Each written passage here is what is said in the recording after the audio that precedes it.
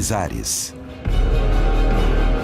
Personagens obscuros que teriam invocado forças ocultas para chegar ao poder ou permanecer nele. A simbologia e o carisma político unidos aos poderes ocultos.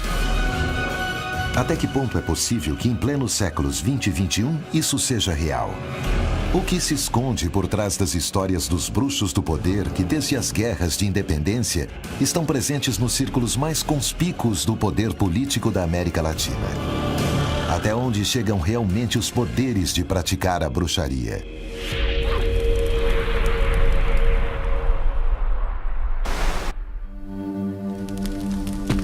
É possível que muitos dos grandes líderes de todos os tempos e lugares tenham estado secundados ou protegidos e amparados por poderes do além? Nas diversas culturas asiáticas, europeias, até mesmo na América pré-colombiana, vamos encontrar a influência nas decisões do governo local ou geral por parte desses sinais ou manifestações de alguma ordem espiritual. No ano de 1900 e nos primórdios de uma das maiores manifestações políticas da história, os Romanov usavam de supostos conhecimentos mágicos de Grigori Efimovich, ou Rasputin, conhecido como o Monge Louco. Rasputin é um ícone. É um ícone que tem a ver sobre tudo que tem a ver neste jogo da bruxaria. Os bruxos com poder político. Ele dizia ter poderes paranormais. Dizia poder curar, ter poderes curativos e também até alguns poderes de transporte, como poder mudar objetos de lugar. A Revolução Russa, ocorrida em outubro de 1917, finalizou o reinado e a dinastia dos Romanov, que foram brutalmente assassinados. A verdade é que uma vidência de Rasputin teve pouca influência na queda do sistema. Em que pese a sua enorme capacidade de influência dentro da corte e o poder que muitos lhe atribuíam, o monge não terminou bem os seus dias. É claro que os atentados são permanentes e mesmo assim, na última etapa e com o último grande envenenamento, que é o que finalmente produz sua morte, ele deixa como esse último halo de ameaça que, com sua morte, o czarismo acaba. Quando, na realidade, o czarismo já se encontrava em franca decadência. E a morte de Rasputin foi algo que muita gente ao redor dos czares precisava que acontecesse.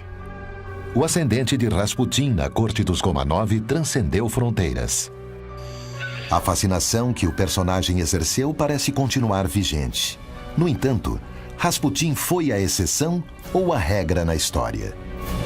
Na América Latina, há diferentes formas de Rasputin. Desde antes da chegada do homem branco à América Latina, o continente parece ter sido habitado por poderes mágicos. Os xamãs invocavam o componente sagrado da natureza. As crenças pagãs com seus deuses se estendiam por toda a região. Escondidas primeiro do Império da Fé Católica, unido ao Império Espanhol, a América Latina desenvolveu todo um acúmulo de cultos que sobreviveu ao longo dos anos, retomando crenças mágicas de todos os continentes. No caso da evangelização na América Latina, por parte dos conquistadores espanhóis, não era suficiente que fosse somente a espada. Era necessária a cruz. Era necessário domar o espírito, convertê-lo e transformá-lo.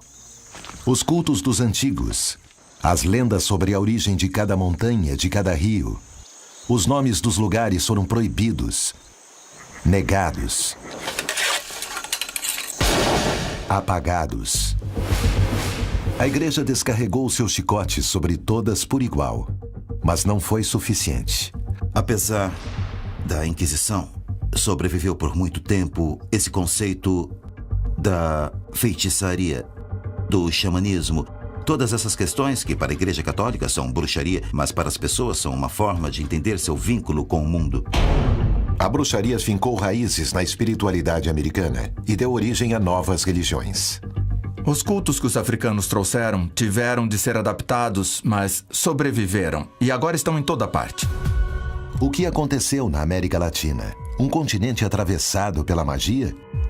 As histórias dos bruxos são reais? A verdade é que isso é moeda corrente em nossos dias e também foi no passado. Em pleno século XXI, existem homens e mulheres de quem se suspeita que chegaram ao poder pela mão dos bruxos, pitonisas, profetas e adivinhadores. O povo da América Latina está hoje nas mãos de quem invoca e dialoga com os poderes do além? Desde a Revolução Mexicana, estamos falando que há um século, até a passagem do ano 2000, essa relação entre esoterismo, bruxaria, xamanismo, espiritismo e tudo mais era muito frequente com os políticos mexicanos.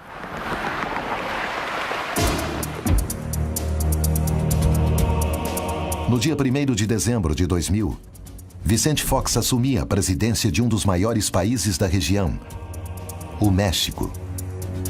Sua eleição marcou o final de um período de 71 anos em que todos os presidentes do México foram militantes do Partido Revolucionário Institucional.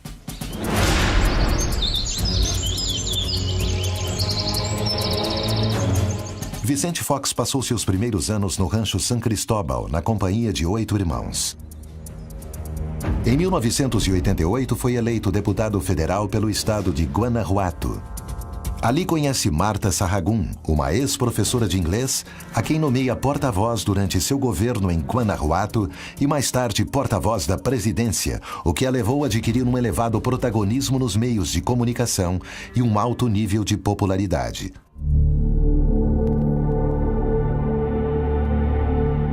Desde um primeiro momento, a relação entre os dois esteve manchada pelos boatos que rodeavam Marta e seus familiares. Marta Sahagún, já desde Guanajuato, desde que era porta-voz, ela era propensa, digamos assim, a gostar de bruxaria. Já praticava certas coisas. Mas quando chega a Los Pinos, quando chega no ano 2000, faz-se amiga de Gordillo. Então sua relação já não é somente uma relação de poder, mas também é uma relação muito estreita, esotérica. Que evidências motivaram esses boatos? O que se esconde por trás dessas versões? Ela tinha um grande projeto pessoal. E seu projeto era ser a primeira presidente do México. Bruxos e o poder.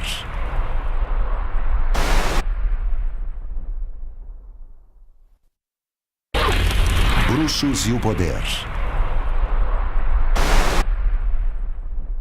O Tolohatchi, Datura stramonium, é uma planta tão antiga quanto a humanidade. Antigamente era usada nos rituais de iniciação do homem, sempre cuidadosamente guiados pelo xamã da comunidade. Estudos científicos recentes demonstraram que alguns de seus componentes químicos podem ser utilizados na elaboração de analgésicos. No México, é historicamente considerada como ingrediente fundamental para a elaboração de poções do amor. Poderia o ex-presidente ter consumido tais poções? Quem lhe dá o líquido diz, você sabe que tem que dá-lo no café, ou no consumê, ou no suco, umas gotinhas. Mas é preciso misturar. Precisa misturar com o pelo pubiano e com gotas de sua menstruação. E ela faz. Planta sagrada? Poção amorosa? Analgésico? A única coisa que se sabe com certeza é que o uso frequente e abusivo do Tolohatchi induz a estados de psicose paranoica, crise de identidade e loucura. E fazer todos os rituais e dar beberagem, sobretudo ao presidente ou ela mesma tomá-la, eram repercussões que colocam em risco não a saúde deles, ou seja, digamos, isso os põe na prática privada, põe em risco um personagem que era o chefe de Estado. Ou seja, se há certas mudanças de conduta e certas decisões políticas que me parece que poderiam ter sido afetadas por esse tipo de José Gil Olmos, rituais, jornalista e autor de Bruxos e o artimanhas, Poder. poções, etc., que foram feitas por Marta Sahagún, sua esposa. Me parece que o que temos que assinar, sobretudo, é Além de que se põe em risco eles mesmos, não somente no caso do uso, mas também na parte de sua percepção da realidade, porque chegam a modificar. Também põe em risco muito do que são suas percepções sobre o exercício do poder que detenham nesse momento. Ou seja, as pessoas contam ali mesmo dentro da própria presidência que contra os inimigos dela e os inimigos de Vicente Fox, ela também fazia seus trabalhos.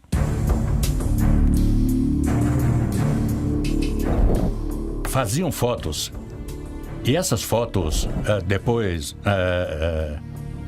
dizem, eu não vi, mas as pessoas contam diretamente que punham em uma tarântula, uma aranha. As espetavam e depois as queimavam.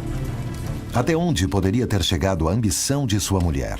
Como é possível que ninguém próximo ao presidente tenha notado isso? O assunto é que, quando o Estado-Maior Presidencial, que é parte do Exército Mexicano, criado desde 1936, 37, para o cuidado do presidente e para a saúde do presidente, perguntava a Marta Sahagún: senhora, que é que está dando ao nosso presidente? Ela dizia de uma maneira muito picaresca. Dizia, são as vitaminas do presidente. Então aqui é quando alguém diz que isso já ultrapassou a parte íntima. Ou seja, isso pode ter sido um atentado contra a vida do presidente.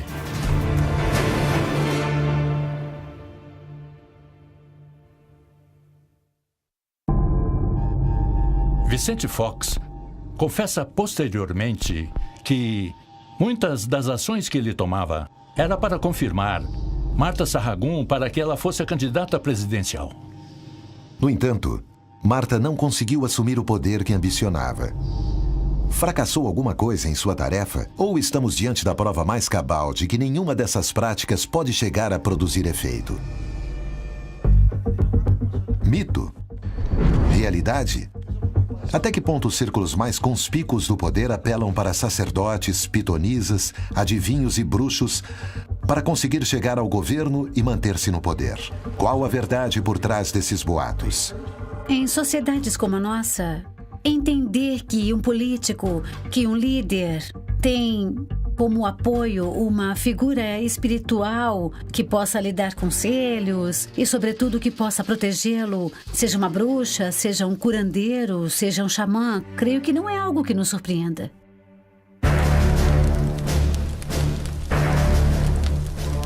Personagens ocultos ligados ao poder se filtram nos governos de grande parte do planeta, mas poucos desses personagens chegaram ao limite de tentar exprimir a essência de um cadáver para que outra pessoa o absorvesse. No entanto, foi o que aconteceu na Argentina no início da década de 1970, segundo os depoimentos dos irmãos de Maria Eva de Perón, mais conhecida como Evita. A Evita se transformou num assunto da Argentina. Se transforma num assunto porque o corpo, a morte, a figura de Evita tem um peso fundamental na história da Argentina. Mas a história começa muito antes. Inclusive, é anterior ao desaparecimento do cadáver. Seu início pode ser em 1950, quando um policial interessado nas artes obscuras é designado para custodiar a residência de Juan Domingo Perón e Evita. Isabel opera um pouco como uma vítima propiciatória de uma figura que não hesitava em ordenar a busca de influência sobre o general Perón.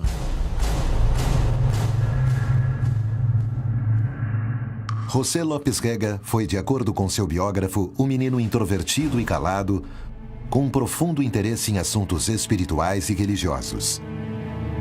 Foi membro da loja maçônica irregular Propaganda Dui, entre cujos membros também se encontrava o almirante Emílio Eduardo Maceira, um dos comandantes militares que derrubou Isabel Perón.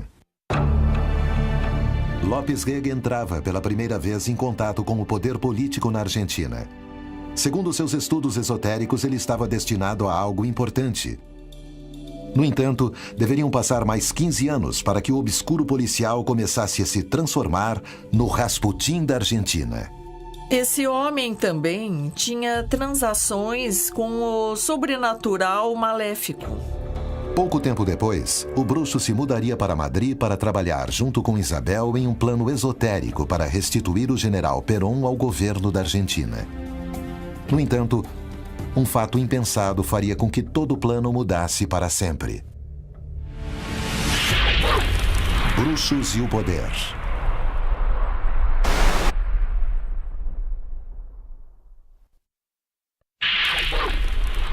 Bruxos e o poder.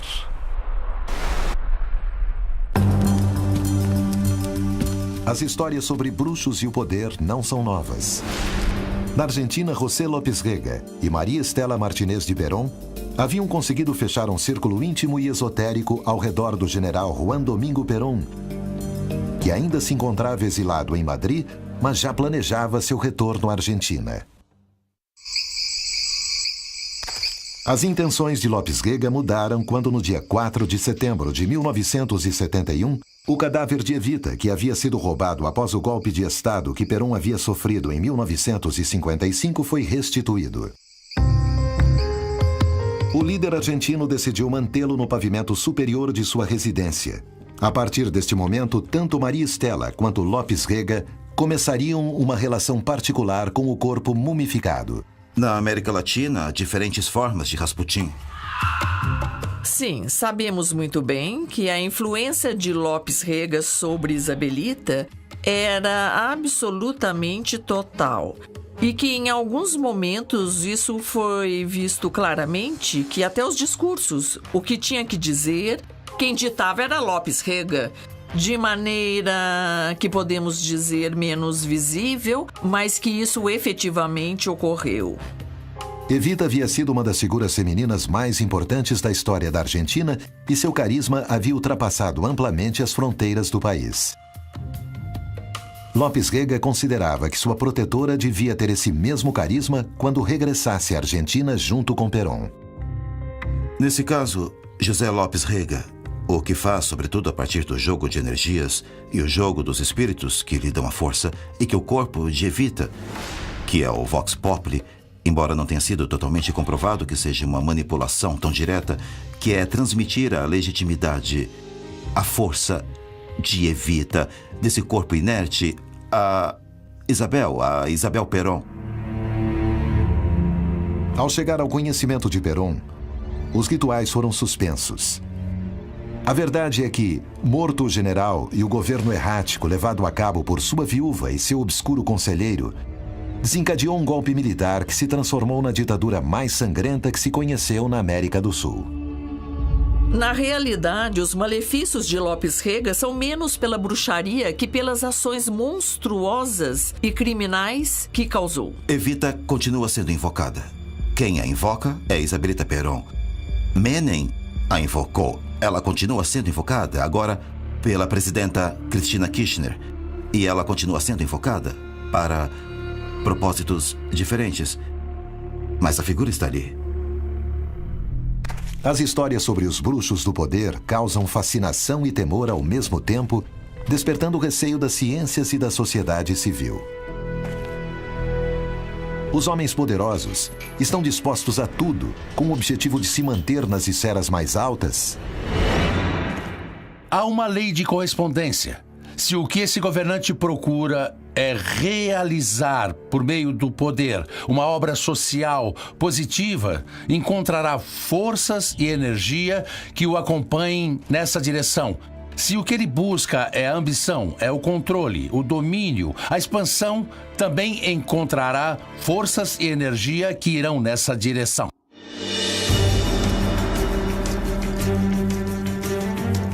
Em fins do século passado, em Antioquia, Colômbia, começava um dos maiores mitos do milênio. A bruxa Amanda. Bom, a bruxa Amanda, pelo que se sabe, é uma mulher que, durante muito tempo, exerceu práticas de bruxaria para poderosos. A fama de Amanda foi tão grande que chegou aos ouvidos de homens poderosos de todo tipo, inclusive narcotraficantes. Em especial é lembrada sua aproximação com Jaime Builes, um dos personagens mais perigosos e excêntricos da década de 1970.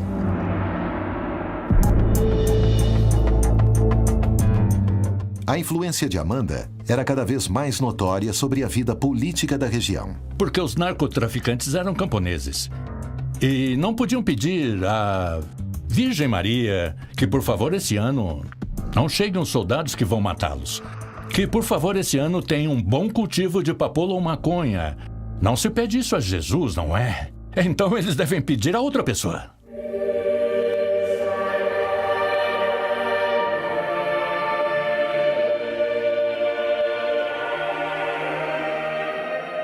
No entanto, um dia, mobilizada pelo arrependimento e pela fé, ela decidiu terminar com tudo.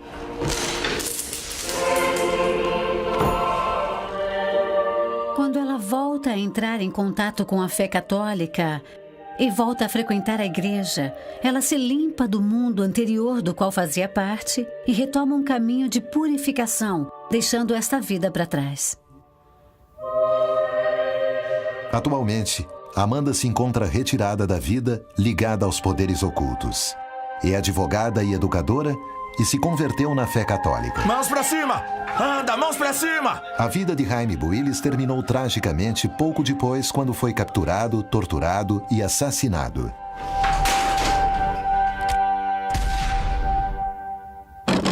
Abra logo essa porta! Há 600 anos, a caça às bruxas tem sido associada com perseguições políticas e o desprestígio de inimigos. Os libertadores da América, os líderes da América, desde Bolívar a San Martín e desde O'Higgins e Artigas até mesmo Benito Juárez ou José Martí, todos esses líderes políticos eram favoráveis ao pensamento liberal.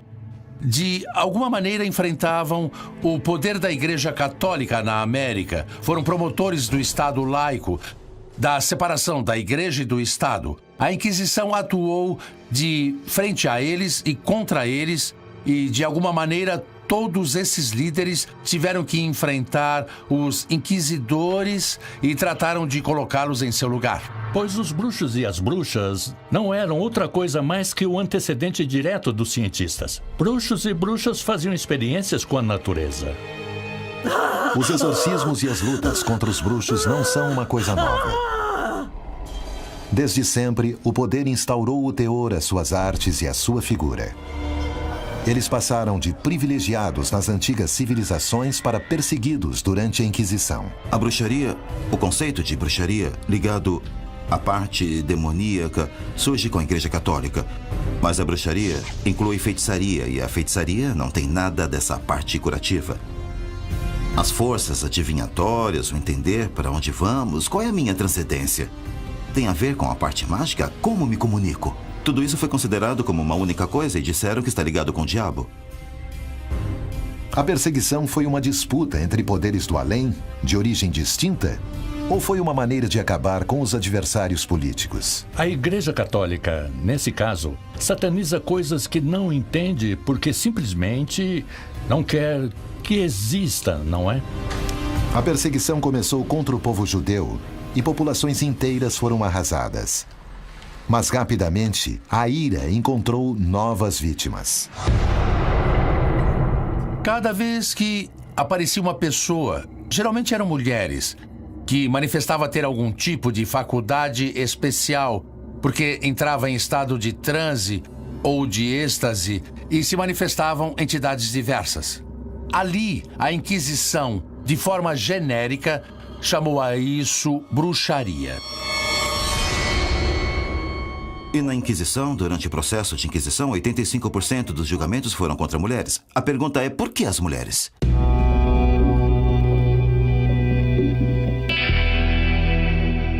Jesus falou da mulher como amiga e companheira. Mas, se observarmos bem a história, a Igreja não se importou em montar todo esse conto da Inquisição e colocar no centro a mulher. Podemos falar das mulheres como a construção do arquétipo da bruxa, essa mulher que se translada desde a Europa à América e que, com ela, translada sua língua, seu modo de falar, sua alimentação, sua comida e também suas práticas de crenças religiosas e metafísicas. foi pressuposto que as mulheres ainda são o côncavo natural por excelência e, portanto, há ali uma expressão de uma irracionalidade da natureza. Achavam que elas seriam capazes de voar, de transformar-se em animais, preparar poções para apaixonar, a violentar ou enlouquecer as pessoas, copular com o próprio demônio em orgias aberrantes, sacrificar sua honra com o sangue de recém-nascidos. Já se perguntou por que as bruxas voam? E por que voam em uma vassoura? A explicação é muito simples. As mulheres que faziam experiências com as plantas, etc., encontraram uma poção afrodisíaca e a untavam com um pedaço de madeira a vagina. E então, quando a Santa Inquisição andava procurando as bruxas e a estavam perseguindo, encontravam às vezes algumas mulheres em pleno êxtase sobre um bastão, como se estivessem voando.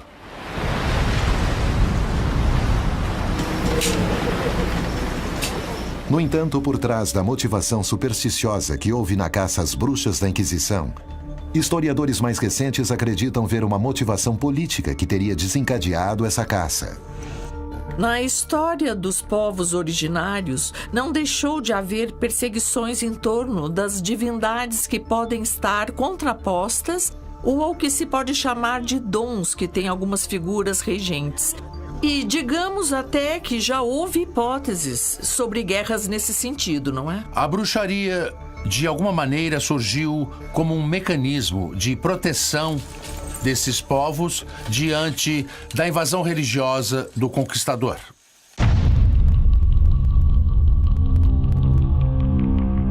As acusações de bruxaria parecem ter sido utilizadas para desestabilizar líderes políticos sem importar sua ideologia. É possível que isso ainda esteja acontecendo?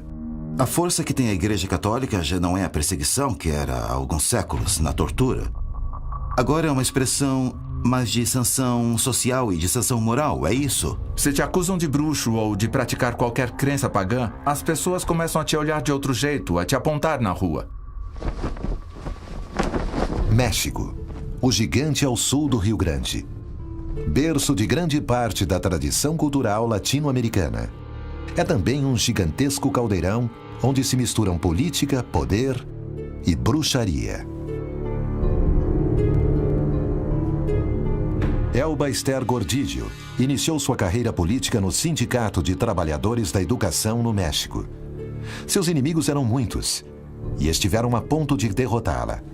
Mas tudo pareceu mudar depois de uma viagem à África, onde, segundo dizem, realizou um ritual de proteção. Elba Esther Gordillo foi formada dentro do PRI, o partido que governou durante 71 anos seguidos.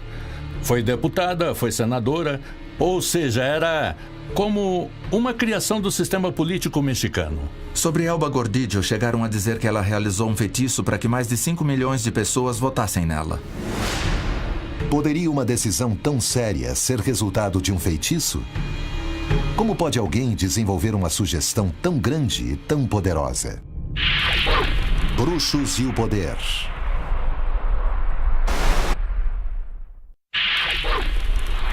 Bruxos e o poder.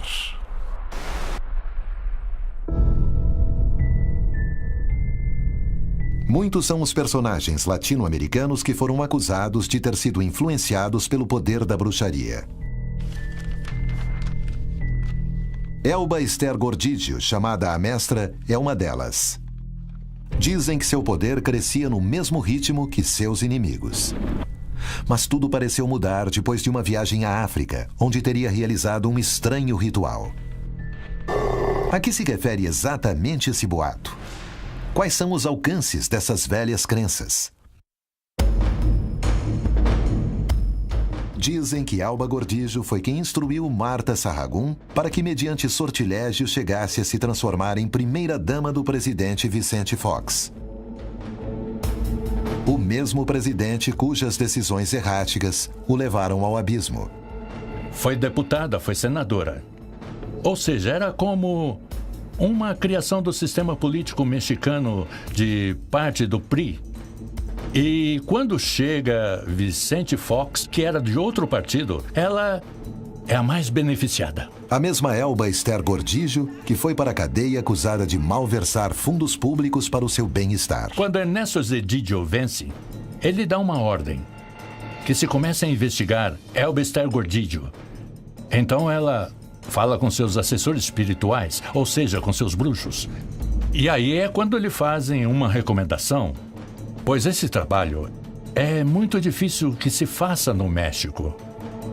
Então nós recomendamos uma viagem para o exterior.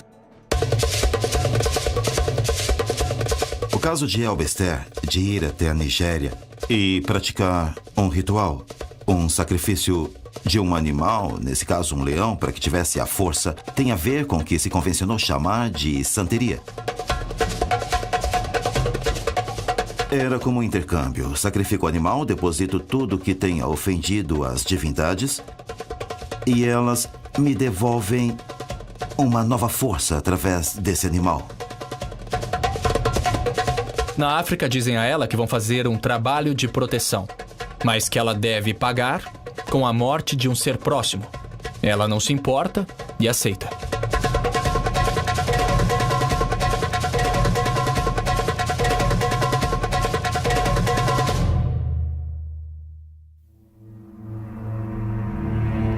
Seja verdade ou não, o certo é que pouco tempo depois de voltar para o México, o presidente aplacou suas hostilidades e ela pôde prosseguir em suas funções. Seu neto mais querido morre. Morre de uma maneira trágica. Uns dizem que ele se enrola na roupa e se asfixia. E outros que estavam brincando com o elevador e o elevador se fecha e corta sua cabeça. O que foi que fez essa mulher, muitas vezes suspeita de corrupção e defraudações, para se apegar durante tantos anos ao poder? Alguma força superior a protegeu ou tratou-se apenas de uma boa administração política? Acredito que em algum momento ela também chegou a pensar que podia ser a primeira mulher presidente do México.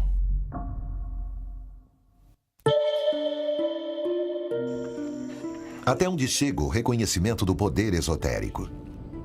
Em pleno século XX, o líder de uma revolução marxista parece unir seus discursos políticos com uma das práticas religiosas mais arraigadas na América Latina: a santeria. O regime cubano combateu duramente, em primeiro lugar, a Igreja Católica. Na década de 60, foram expulsos de Cuba 700 sacerdotes católicos acusados de conspiração da direita, conforme a clássica etiqueta. Em seguida, foram fechadas as lojas maçônicas. O que, no entanto, continuou em pé foram as sociedades ou grupos de santeria. Podem o marxismo e a bruxaria conviver em uma mesma pessoa? A santeria foi originada na África e, para o regime cubano, é uma expressão autóctone, já que a burguesia europeia produziu essas correntes espiritualistas que em Cuba se chamam diversionistas. Em Cuba, criaram o termo diversionismo ideológico. E, ao contrário, a santeria é considerada uma manifestação não da burguesia, mas do povo humilde, dos excluídos. É como a religião dos escravos e, portanto, na visão marxista, é totalmente protegida. Cada comunidade negra, cada comunidade de escravos tratou de se manter e tratou os congoleses e os senegaleses. Cada um manteve suas práticas como pôde e tratou de manter-se mesmo vivendo e trabalhando como escravos nas casas coloniais. Mesmo assim, muitos mantinham suas práticas no famoso segundo pátio, na Casa dos Fundos. Aí se observa muito bem essa ideia de que, sem importar a parte ideológica, se você é marxista, leninista ou se é cristão, católico, etc., e faz parte essa crença de uma necessidade de seguridade e confiança. Mas exatamente um exercício de consulta por parte de Fidel aos babalaôs não tem registro fotográfico. No entanto, há livros que falam disso e há uma espécie de opinião pública na qual se afirma que o regime cubano não dá um passo sem se consultar com os santeiros.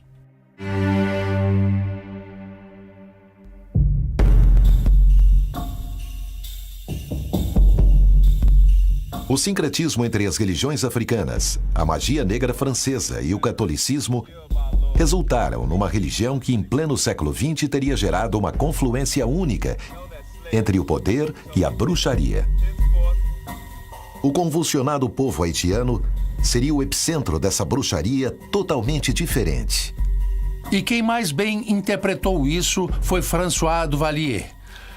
Duvalier, que chega ao poder finalmente mediante um golpe de Estado, implanta um regime que vai ficando cada vez mais severo, apoiado não só pelas Forças Armadas haitianas, mas também em sua relação entre o povo haitiano e ele como o sacerdote máximo do voodooísmo. Formado pela Faculdade de Medicina da Universidade do Haiti, François Duvalier transformou-se num especialista do tratamento de doenças tropicais. Em 1957, foi eleito presidente por sufrágio universal. No entanto, no ano em que foi nomeado, suspendeu todas as garantias constitucionais. E em 1964, se autoproclamou presidente vitalício.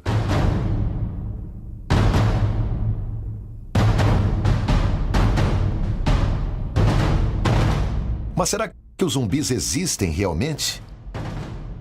Ele os utilizou para se manter no poder? O zumbi, por definição, é um morto-vivo. Quer dizer, é uma pessoa que é dada por morta, mas que ressuscita. Também diria o voodoo.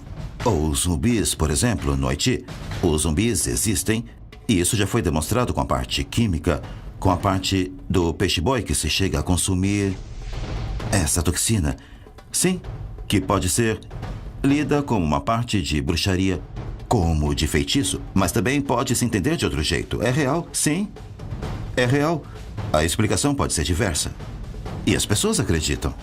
E o seu ressuscitador, o sacerdote de voodoo que o devolve à vida, por definição, se converte em seu amo e ele em seu escravo.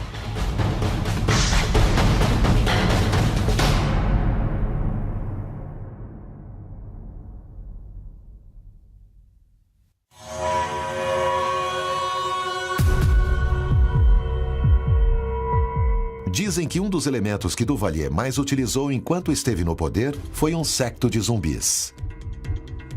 Os Tonton Macoutes eram homens altos, negros, musculosos, todos vestidos de negro e com óculos escuros 24 horas por dia. De dia ou de noite, eles agiam assim e eram então da polícia secreta. Mas, ao mesmo tempo, eram os agentes dos espíritos do voodoo. Graças a isso, Duvalier morreu no poder.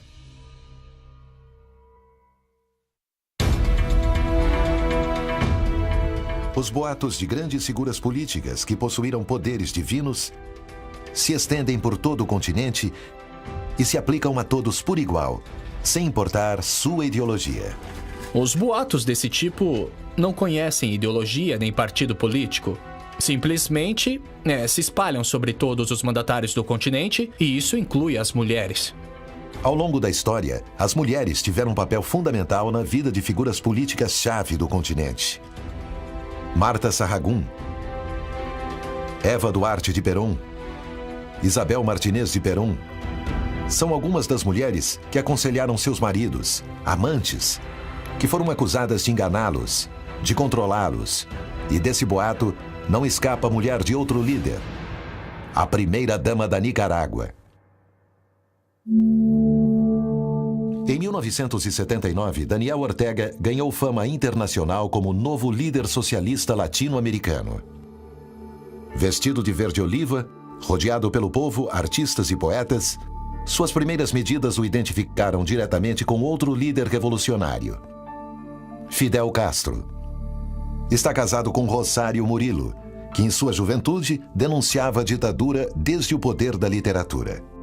Sua militância a levou à clandestinidade, utilizando pseudônimos como Gabriela, Carolina ou Berenice Valdemar. Na realidade, o caso de Ortega e da que conhecemos como a bruxa Chayo não é mais que uma representação a mais da ligação do poder com os fenômenos que consideramos paranormais. Sobre a figura da primeira-dama da Nicarágua, recairia a acusação de ter trocado a integridade de sua filha pelo domínio que ostenta sobre Ortega, seu partido e o governo. Bruxos e o poder.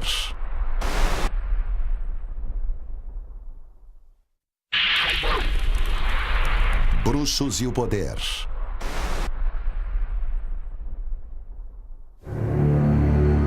Até que ponto é possível que a bruxaria e a política se relacionem para tomar decisões que afetam milhões de pessoas? Quem se beneficiaria com isso? Em 1979, Daniel Ortega e Rosário Murillo chegaram ao poder na Nicarágua e dizem que nenhuma de suas decisões são tomadas a esmo.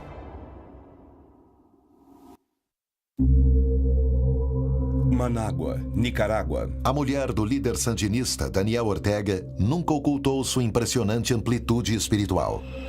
Rosário é uma pessoa politicamente muito poderosa, intelectualmente muito informada, é uma mulher com certas características até de delicadeza intelectual. Dizem que ela é o poder por trás do trono de Daniel Ortega.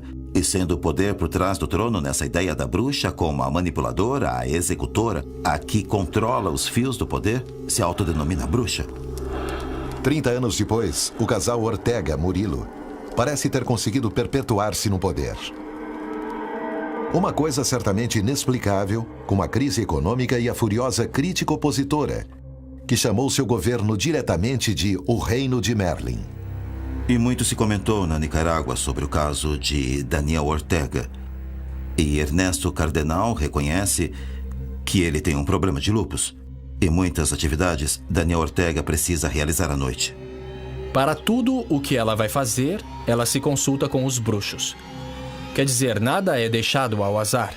Inclusive as flores presidenciais que ela utiliza ou que são usadas nos discursos previamente já passaram pelas mãos dos bruxos.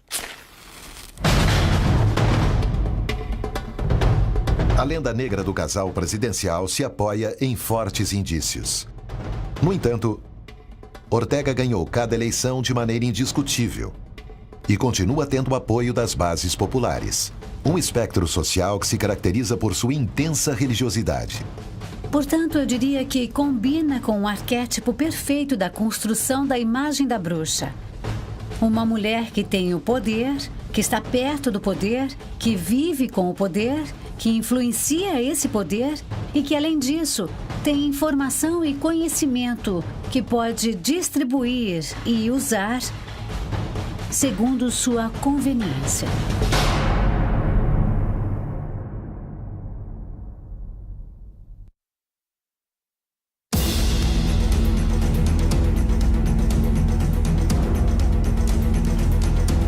Porque, apesar de tudo, os poderosos se rendem diante do poder de seus bruxos. Em primeiro lugar, o medo. O medo de tratar de enfrentar o mundo. Segundo, de solucionar um problema. Ou terceiro, de tratar de se orientar no mundo de alguma maneira, o que faz a magia, a feitiçaria. Tudo isso que se engloba na bruxaria é ter um poder e é ter um controle. Todos nós, em algum momento, já ouvimos falar de algo, ou de alguém, ou de alguma história, ou de algum antecedente, ou de algum ritual para sanar, para curar, para pedir. Trata-se de sentimentos tão humanos como o medo e a insegurança? Ou é a ambição desmesurada por tomar posse daquilo que o outro possui? O poderoso pode pedir tudo o que quiser, mas na realidade, o verdadeiro poder quem tem é o bruxo. Isso é o que a maioria das pessoas não entende. Quem governa realmente a América Latina? Olha, eu não sei se existem ou não as bruxas e os bruxos, mas que existe alguma coisa, existe.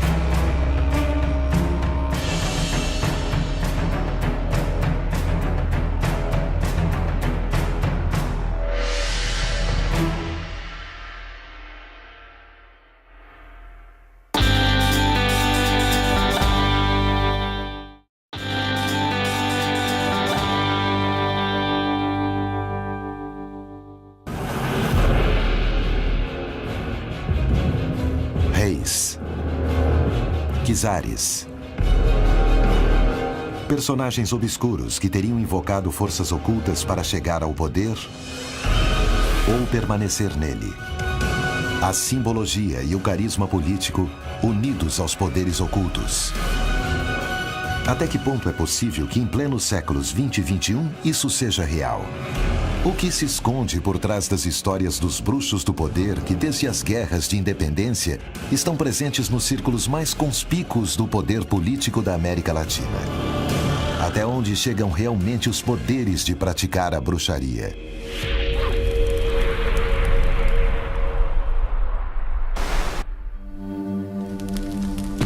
É possível que muitos dos grandes líderes de todos os tempos e lugares tenham estado secundados ou protegidos e amparados por poderes do além?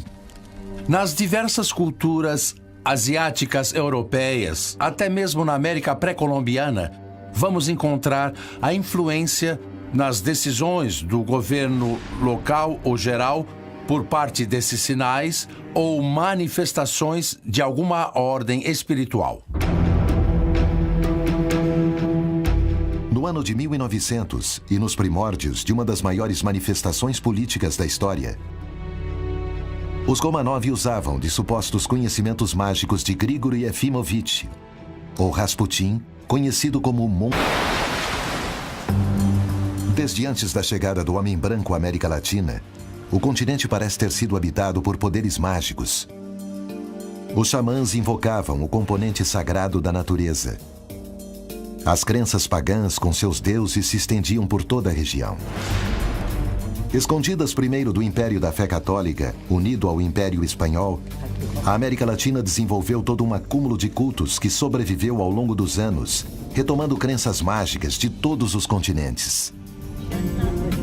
No caso da evangelização na América Latina, por parte dos conquistadores espanhóis, não era suficiente que fosse somente a espada. Era necessária a cruz. Era necessário domar o espírito, convertê-lo e transformá-lo. Os cultos dos antigos, as lendas sobre a origem de cada montanha, de cada rio, os nomes dos lugares foram proibidos, negados, apagados. A igreja descarregou seus chicotes sobre todas por igual, mas não foi suficiente. Apesar da Inquisição, sobreviveu por muito tempo esse conceito da feitiçaria, do xamanismo. Todas essas questões que para a Igreja Católica são bruxaria, mas para as pessoas são uma forma de entender seu vínculo com o mundo. A bruxaria fincou raízes na espiritualidade americana e deu origem a novas religiões. Os cultos que os africanos trouxeram tiveram de ser adaptados, mas sobreviveram e agora estão em toda parte. O que aconteceu na América Latina? Um continente atravessado pela magia?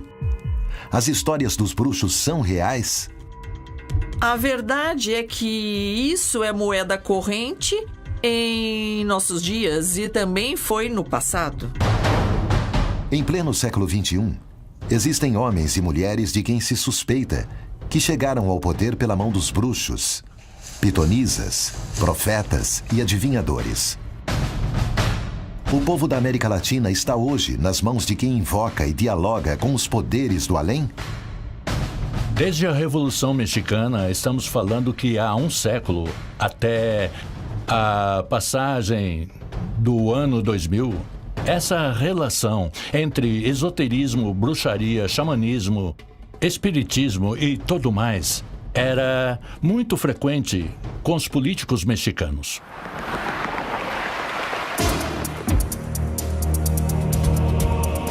No dia 1º de dezembro de 2000, Vicente Fox assumia a presidência de um dos maiores países da região, o México. Sua eleição marcou o final de um período de 71 anos em que todos os presidentes do México foram militantes do Partido Revolucionário Institucional.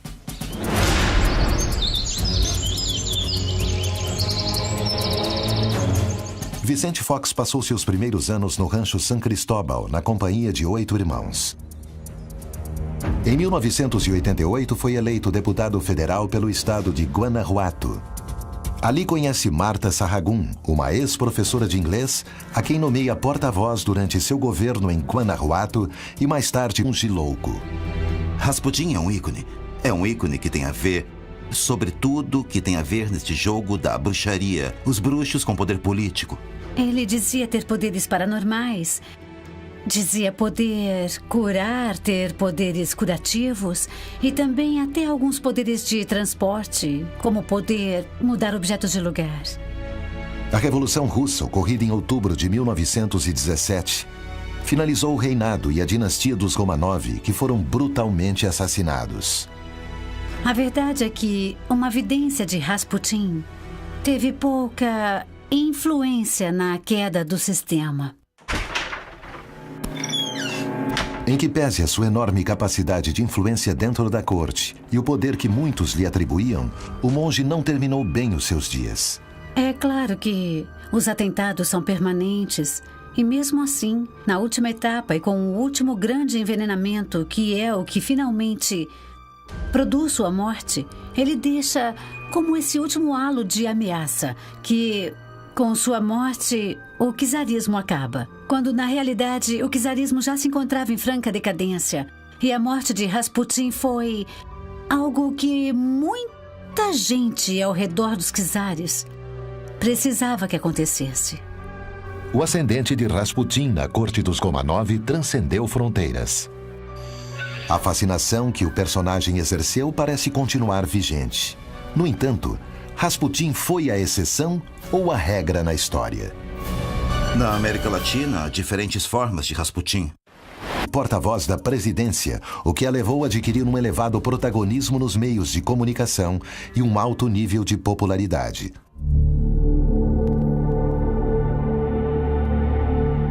Desde um primeiro momento, a relação entre os dois esteve manchada pelos boatos que rodeavam Marta e seus familiares. Marta Sahagún, já desde Guanajuato, desde que era porta-voz, ela era propensa, digamos assim, a gostar de bruxaria. Já praticava certas coisas. Mas quando chega a Los Pinos, quando chega no ano 2000, faz-se amiga de Gordillo. Então sua relação já não é somente uma relação de poder, mas também é uma relação muito estreita, esotérica. Que evidências motivaram esses boatos? O que se esconde por trás dessas versões? Ela tinha um grande projeto pessoal. E seu projeto era ser a primeira presidente do México. Bruxos e o poder.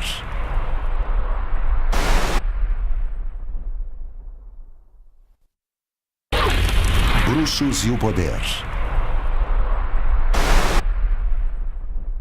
O Tolohatchi, Datura stramonium, é uma planta tão antiga quanto a humanidade. Antigamente era usada nos rituais de iniciação do homem, sempre cuidadosamente guiados pelo xamã da comunidade. Estudos científicos recentes demonstraram que alguns de seus componentes químicos podem ser utilizados na elaboração de analgésicos. No México,